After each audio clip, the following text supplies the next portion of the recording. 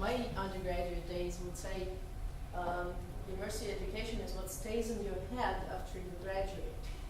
And this is so true. But I would add to this, I would say it's not just what stays in your head, it's what stays in your heart, in your soul. And we usually carry, we do technical stuff, we do math and physics and whatnot, and also technical things in other areas. English literature can be quite technical at times. So I think we forget occasionally this important thing, and I hope you guys will not, because culture is what distinguishes us from the animal kingdom. That's what it is. That's what stays with you, and this should stay with you, with your children, and children of your children. And nobody can take it away if it's in your heart. And this is just so important. I mean, the older you get, the more you understand how important it is. So the book does a fantastic job, I should say, actually giving you glimpses of culture. In the historical content that it describes, early 20th century, what was happening in Europe. This was a fascinating time. This, roaring 20s was not just about jazz and new fashion.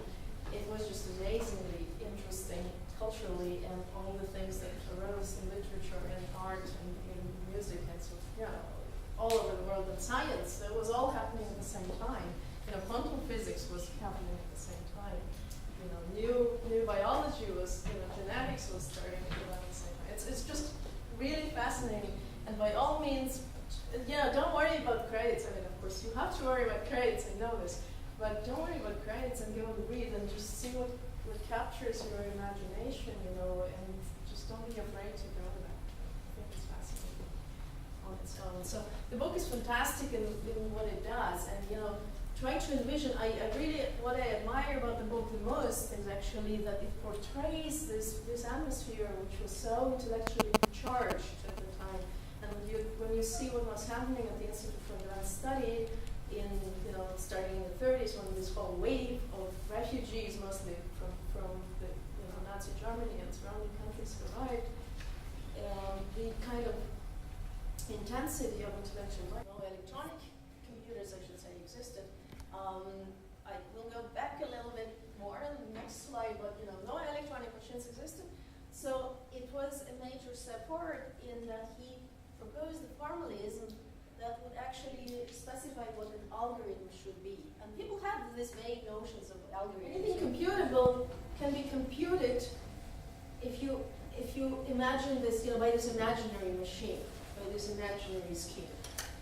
So now all our machines of today and programming languages of today actually are universal Turing machines. We don't have, I should specify one more thing. So that's the machine. And have you guys gotten the little, the little Turing machines in the mail? Yeah. So, you know what the Turing machine is, and that's a scheme first envisioned by Alan Turing indeed. So he envisioned two variants. You can think differently on the machine, but you can imagine two strips of infinite tape. And this kind of tape contains instructions. This first tape serves for input, but also for output. So when you need your answer, which is, let's say, yes or no, the simplest kind of answer, then yes can be encoded by digit 1, and no by 0. That's what happens in machines of today. But you can come up with more complicated answers. So if your answer is a long number, you can still have it written in binary code, right? And that's going to be your answer. Now your answer can be 156 written in binary, and that's your answer. So this one tape and this second tape serve kind of different purposes. Actually, you can compress all of this into one tape if you are careful. So he showed how to do this too. So the only kind of abstract entity was this infinite tape, because in practice we already have an infinite tape. But we can imagine. And so what does this machine do? A very simple thing. So it reads instructions. They're all written in binary for practical purposes. And the instructions tell it what to do, whether it should move one step to the right, one step to the left, read the input value at the current point, or output something there, right? And it's just mind-blowing how simple that is, right? But at the end, this very simple machine will solve very complicated problems. And basically everything that is solvable on a machine by an algorithm, by means of an algorithm, can be solved by this idealized, very simple, silly kind of looking machine. But it was not silly, it was very profound. So there are variants of that. This is the deterministic Turing machine. There are variants that are non-deterministic, where you also have randomness playing a role, but we will not go into this further. So Turing was the first to formalize that. And the number of steps a machine performs, the number of operations, individual small steps that the machine performs to arrive at an answer is exactly the time required. Right? So it's very easy in terms of the machine. This is the time required by an algorithm to compute the solution to your problem on your specific input. The input sits on this input tape, right? So that's what it is. And remember, we want it ideally to be polynomial. This is some crazy function of the input size, and ideally we want it to be polynomial. So now going all the way back before Turing, one of the very first pioneers of computing was actually Charles Babbage, a British mathematician, engineer, philosopher, and so forth. And so he first realized, so he had basically the same ideas as Turing. He never formulated them in this beautiful mathematical form, but he knew that algorithms can be programmed to be performed by a machine. Right? So again, he was a champion of that approach, and he was trying in his time to build an analog non-digital machine. Non-electronic, obviously, because electricity was not explored yet at the time. But he was trying to build just a mechanical computer at that time. And he had a prototype built, he had a simpler prototype built that worked, and worked actually remarkably well. It was very expensive and time-consuming, but he built the first instance. And then he wanted to really improve on that and build actually an analog of the universal Turing machine. I mean, he never said it would solve every computable kind of problem, but he knew what he was doing, and the bottleneck, funding became the bottleneck. So actually he approached the king too many times, and then the king finally said, enough of this nonsense. We're not getting anywhere with that. And so the funding stopped, and he couldn't complete the second machine, which would have been a mechanical universal machine, actually. It could be programmed, it could take instructions, it could calculate, just like electronic machines do today. So this is an amazing story. So look into Charles Babbage if you have not heard of him. He's a fascinating guy. And he died in poverty, I think, because he was putting all his savings into this project, and was unfortunately not supported by the powers that be. We'll see a remarkable difference in the 20th century. This is one of my favorite pictures by far. So John von Neumann standing next to Robert Oppenheimer, who is one of my idols. Oppenheimer is a very interesting and tortured soul in his own time. He was the father of the atomic bomb, and he had the courage and the integrity to step down from the project when he realized all the implications and all the military uses of that, and he was then strongly opposed to the development of weapons. He was stripped of all his titles and clearances, and he was then rehabilitated, so to speak, by President Kennedy, but this was later. And this is just an amazing instance of a scientist who was in favor and who was, he had the power, influence, and everything, and he, because of his convictions, because of his realization of what was going on, was willing to sacrifice for that. So this is such an amazing example. To me, kind of doubly fascinating, because my grandfather was in the Soviet atomic program in his own time. And so, to me, it's just such a rich and amazing history, and I know both sides, and it's just really, unbelievable. And we are in the modern world. We take so many things for granted nowadays, but the world was such a different place even 50 years ago, 60 years ago, 70 years ago. So we should never forget that. So here's this great picture. John Neumann and Robert Oppenheimer in front of the first electronic, well, not quite the first, but almost the first. So the book will tell you a lot about the construction of ENIAC. This was a machine built in Princeton, an amazing achievement at the time. And the machine was built using what we now call the von Neumann architecture. So von Neumann, even though he was not an engineer, he envisioned how to build things and how to realize Turing's dreams. Right? And so the book really will tell you about this story. You know, this is a complicated and interesting story. This was done fairly quickly compared to Charles Babbage's times, incredibly quickly, right? Because again, governmental interest in this project, and ultimately because of the potential use of computers for atomic energy and atomic weapons. That's why it was pushed so far, so fast.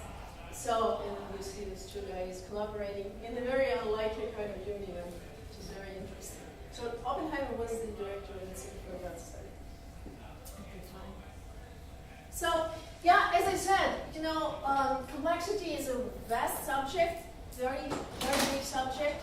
I'll just close with a couple of things.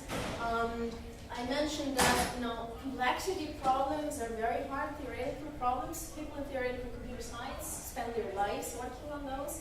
And, as I said, polynomial time complexity is great. Proving that something can be done in polynomial time is sometimes very difficult. Disproving that something can be done in polynomial time is even more difficult, okay? So that's this part, how do you potentially make an argument about all possible algorithms that something is impossible to achieve in polynomial time? It's very, very, very hard, okay? And this is the subject of a great open problem of today. As I said, polynomial can be thought of in terms of big O notation if you want to. But I will just close with this. The greatest, perhaps, open problem of theoretical computer science today is P versus NP. And, very roughly speaking, I'm not going into technicalities here, but roughly speaking, the class P is the class of problems whose solutions can be verified in polynomial time. So if somebody gives you an instance and says, this is a proposed solution, you can verify, check, right, whether this is indeed a solution or not. But actually finding all solutions is a different problem, right? If you don't have it, how do you find a solution? That's a different problem.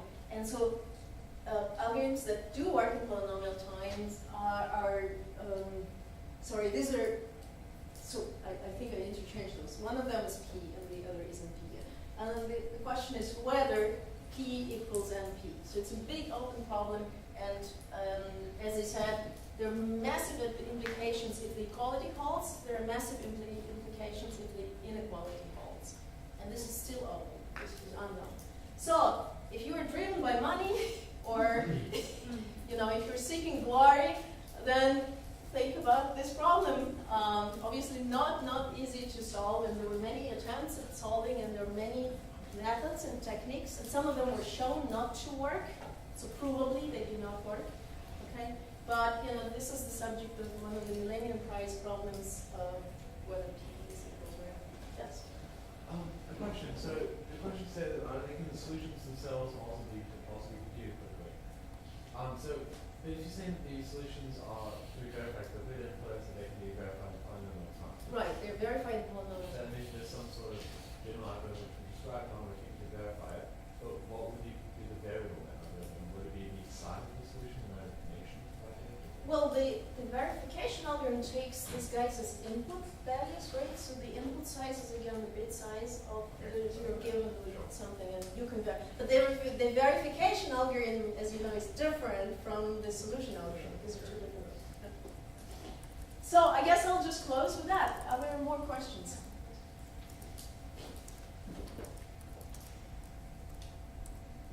I actually have a question. Uh-huh. Can you explain Turing the article that he wrote that underlies In Turing's program? that one? Can you explain that? Okay. Christos says that he was trying to prove that something could not. Right. You decided to. Yes. Right. Can you explain that?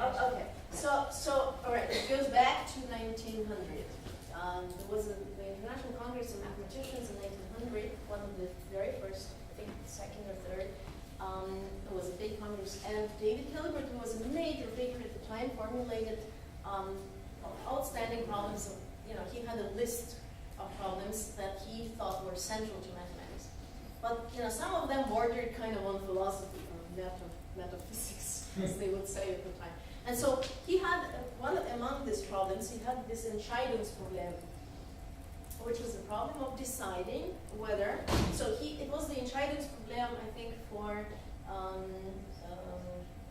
Diophantine equations.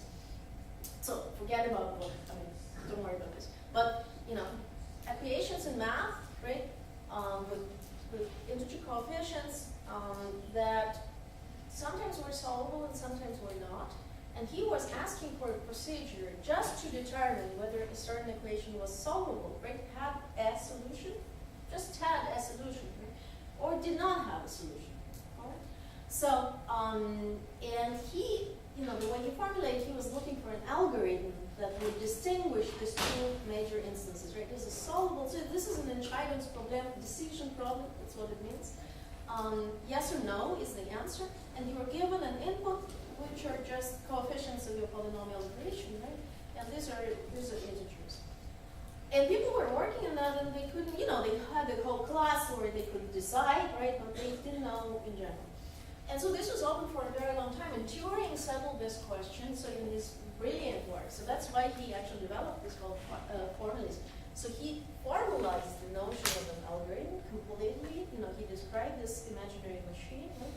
And then he just carried the arguments into its very rigorous mathematical, beautiful paper, not easy to read at the time especially.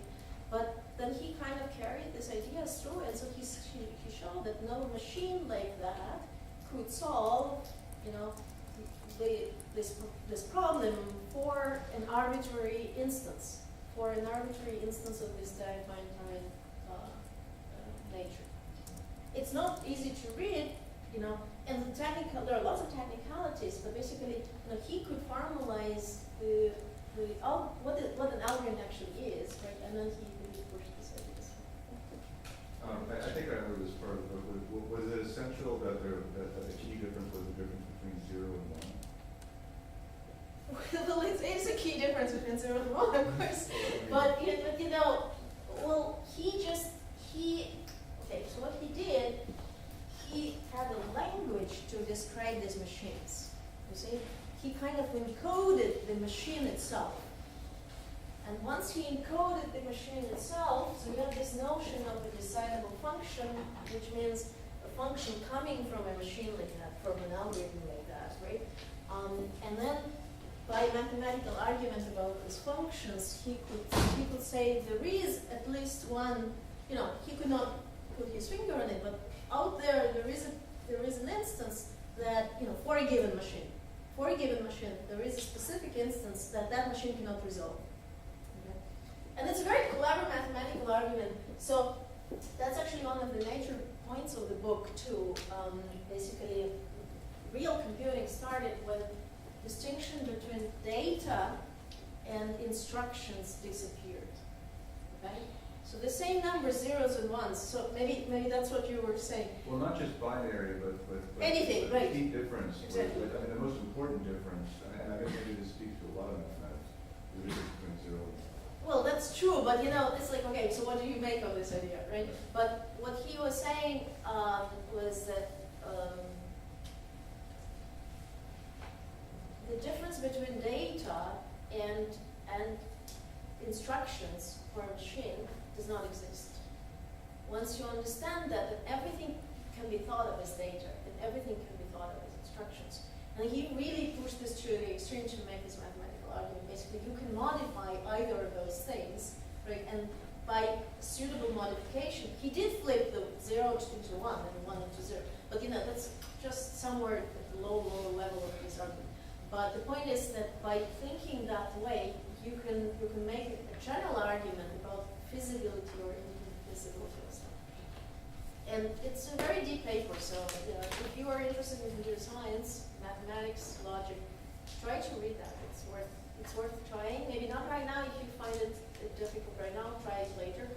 But it's a great paper, and this is one of the milestones in culture. Yeah? What does state of mind mean? mind for a computer, for this idealized Turing machine is kind of a recording where it is at this point of time. So it records at which place in the tape it's located, you know, whatever other states, you know, what is the reading tape, well, I mean, the reading, writing tape doing, right? What is the instruction tape doing, where the machine is, and what it's going to do. So it's very simple prescriptions, like, okay, that's where we are, that's what is located here, that's what is located there, and that's what the machine is doing at this point in time. For example, I'm reading 0 from the current, you know, point on the table where, on the tape where I need to read, for example, or I'm outputting 1, you know, and stuff like that. Yes. This may be a little off, but at the beginning you said that they have like an algorithm where they can find out if a number is prime. Prime, yeah. Uh-huh. So if I just gave like a huge number, like 9 trillion something Mhm. something, 33, that you could put it in some algorithm that will tell you if it's prime. Yeah, it's going to be polynomial in the number of digits you give me. Yes. Yes. And that was a major breakthrough. This was done in 2002. Oh, it's okay. I just thought I misheard or something. Yeah, it was well, I mean, on the large scale of things, it was just done yesterday, 10 years ago, yeah, 11 years ago. No, it was major. It was such a breakthrough. It just sounded like counterintuitive. It sounded like, it just sounded kind of impossible. Well, it did. I mean, I think for many people, they had serious doubts. You know, but polynomial testing is done now in proper time. Primality testing is done in proper time.